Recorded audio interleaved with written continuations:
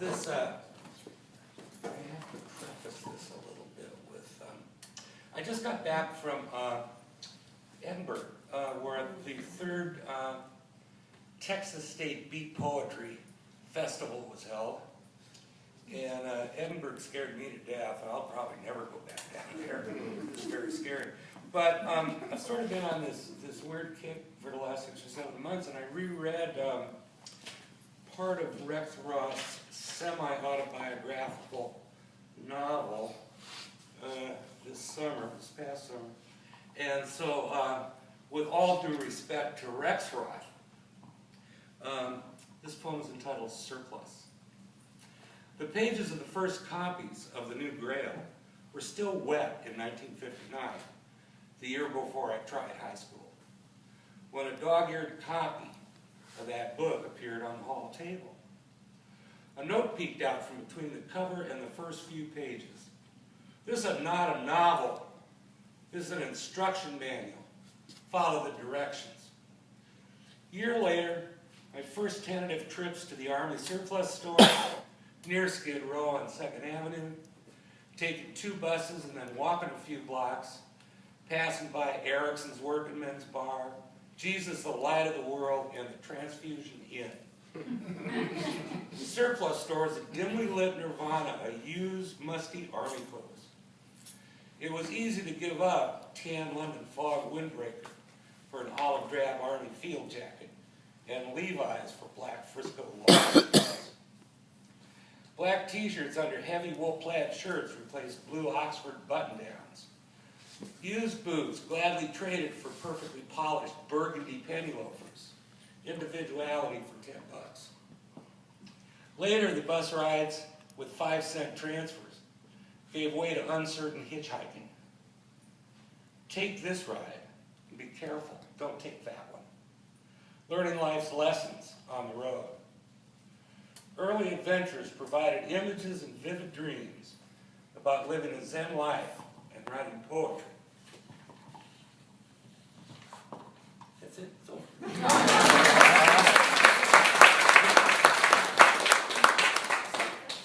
I should say the end. Friday night. So what follows, of course, is Friday night. Raining hard, making deep, ankle-deep, icy puddles in the street. Rivulets ran along the curbs, cold, damp boots and wet socks. Frigid east wind blowing off the mountain, cloaked with first snows, already dressed for winter. Rain, thick with almost snow, falls with a vengeance in Portland in October. A block or two from Skid Row, Chinatown, hung far low, all-night Chinese food. Up 2 flights of stairs, the door at the top opened on a dimly lit, smoky, never crowded room with walls covered by racing dragons and big gold coins. 20-block walk from the Cafe Espresso, folk music till midnight. Soaking wet jacket, damp wool lager shirt up those long stairs, shivering. Here, John said, handed me a tiny porcelain cup, dragons racing around the sides. Thanks. Tea was lukewarm, but heaven to my frozen hands. 3 spoonfuls of sugar made a sweet mountain in the bottom of the delicate cup. Lit a lucky, drank the tea, shaking off the chill. Bowls with remnants of John's dinner crowded the table. John pushed the food in my direction and went back to reading. Journey to the East.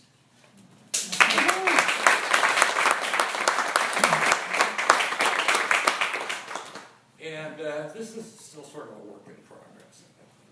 Travelers. Across from St. Mark's, a square city block park sits quietly. Mature trees reach up to the wind, offering breezy shade to the ground. Respite from the arrogant sun. Unreachable men and women sit, stand, lie on benches scattered around the park or on the grass. Belongings near them half asleep after soup kitchen breakfasts, and furtive panhandling, rewarded on a good day by a pint of Mad Dog to ease transit into sleep. Images of far away and long ago move through that sleep, images of family, distant cities, and a different time. Young legs running through fields, through neighborhoods, sandlot baseball, schoolyards. Getting older. Lost loves, lost jobs, and lost hope. All steered men's feet on the road towards this park. Others make their home in this park, on this small square of grass. Treetop branches bending high up in the breeze. The morning meal finished, a white-winged breakfast. Preening, then resting and watching. Images of streams and trees, distant pastures. Free to soar towards the sun, space to fly, to hunt, to feed to one's fill, all gone now. Nestlings are scattered, left to solitary wandering across highways above the clouds to this small field across from St. Mark's. Thank you. Susan Yerkes is our next reader. And I told Susan, I said, I've been reading you for 20 years. Susan wrote in the Express News. She writes now in publications that I get, Hills and Heights. No. Well, another publication that I get. I can't, I'm scared to tell you the names of some of the publications that I get. Yeah, right. At any rate, so I'm excited to hear what Susan's going to read for us tonight. Amy says, get Susan up there right now. Don't wait another second. Could I borrow your water? Yeah. Or drink it? Yeah. Okay. Yeah. I have AIDS.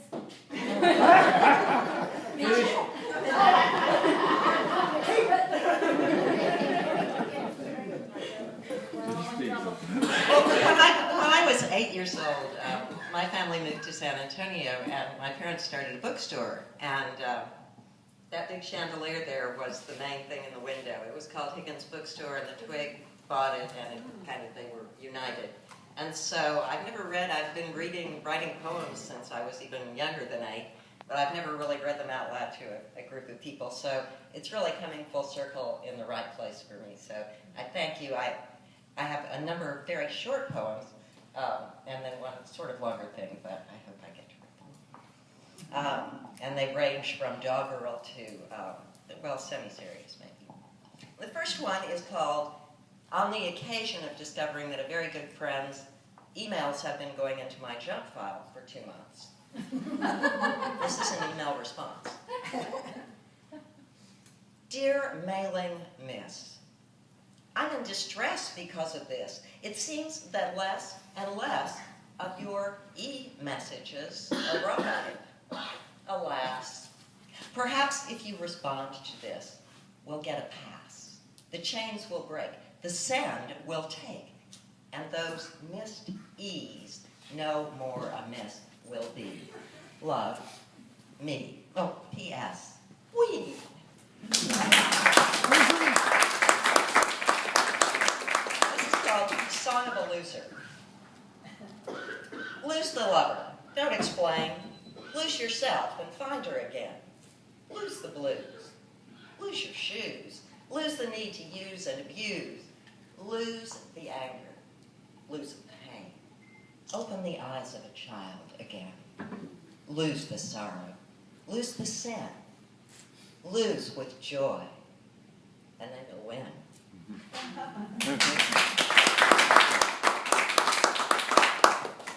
Emily Dickinson wrote, hope is the thing with feathers that perches in the soul and sings the tune without the words and never stops at all. Morning. Daylight savings has pulled us back an hour in time, so my 6:30 walk suddenly went from a foray into brown-gray darkness to a glorious sunrise overnight. This morning, as I crested the hill that I live on and saw the sky unfolding from the pink-striped east, there was something extra. There was a slash, like a tear, in the sky. White and pink jet trails seemed to streak the southern sky. The east was partly overcome by thick gray clouds. Yet, through one bank, as though ripped in a wrapper by a giant fingernail, I could see a small streak of the bluest blue, the hole in the cloud around it like the inside of something torn, where you see almost into the packaging, the contents barely visible, but not quite spilling out. I thought it might be like Christmas in the cosmos, with the earth wrapped in a shroud of foggy atmosphere, like a round, wrapped present waiting beneath the Christmas tree. And a child, curious, tries to open it just a little to peek inside. Or maybe a giant celestial dog frolicking under the tree has caught the packing with the doggy toenail and ripped a little slice in it. Or perhaps, beyond the idea of Earth as a giant wrapped gift, our planet is a single molecule, and the heavens, we know, are a tiny piece of living tissue in a fabric larger than the imagination can perceive. Perhaps the interactions of gravity and the heavens are actually proceeding like the interactions between our neurons and our cells, and all of the interactions going on in a single complex body of something far too grand to contemplate clearly. Or perhaps this crystalline slice in the sky is a rent in the fabric of heaven that shows pure, brilliant blue just beyond the clouds, something palpably there, despite some overcast. I think of last night's talk by author and actor Evan Handler, the part about how after his complete recovery from allegedly incurable leukemia, he has trouble with the way people use words like terminal or incurable. Nothing is terminal, he pointed out, until you're dead.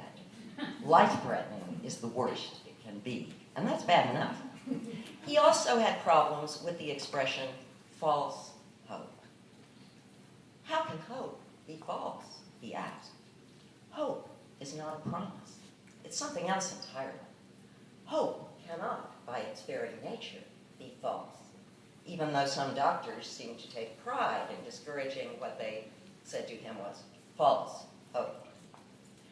After Handler was declared completely cured of this theoretically incurable disease, he said a lot of people started asking him existential questions about the existence of God or blessings or a cosmic plan.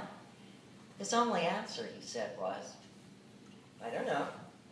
But he said not knowing was heartfelt. I don't know who or where we are in this celestial order, but whatever we are, whatever I am, and my place is in this vast and whirling universe, I do know this. I do know this. This morning, a tiny slash of heavenly blue in a cloud plane inexplicably charged my heart with hope. And it is definitely heartfelt.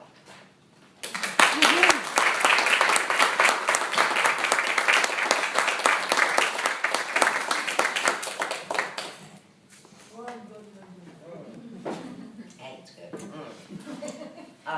This is called Nightmare. In her wildest dreams, she is nearly tamed. They throw a rope over her, tie up and hobble her, muzzle her, led by the nose, showered with blows. They take her in a squalid stall, pushed down in rough hay. Hey, hey, here's a manger. Here's a scene. Bared and beaten, see her. Oh, see. She, Mary, world's mare, still, untamed, and she will bear a Christic colt to harness them who shamed her.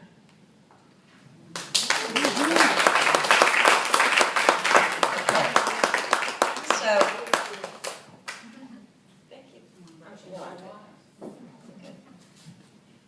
But I've been writing these little prayers lately, so these are 3 very short ones. The first one is called Prayer for My Inner Child. I have an autistic inner child. She crouches in dark corners, wild, untouchable, in disarray, repeating rhymes, rhymes, rhymes, rhymes, to hold the world at bay, wrapped in a blanket, trapped in a shell, unable to move, going to hell, banging her head against my brain's wall, curled in fetal position, dark neurons in a ball. While in the world, I talk and grin. She lives her dark life deep within. Dear God, someday let me get through the wall that's keeping her from you.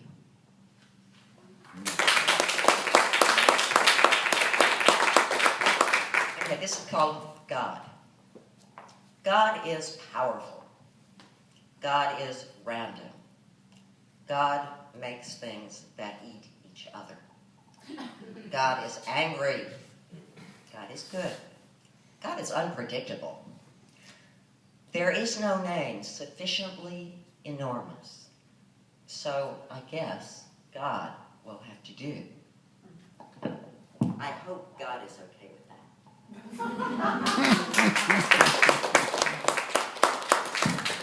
And this is called Prayer of an Obsessive Person.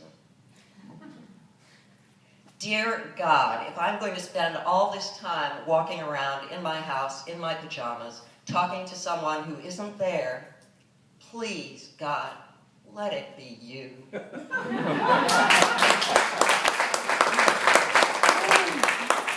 Susan. Thank you, thank you, thank you.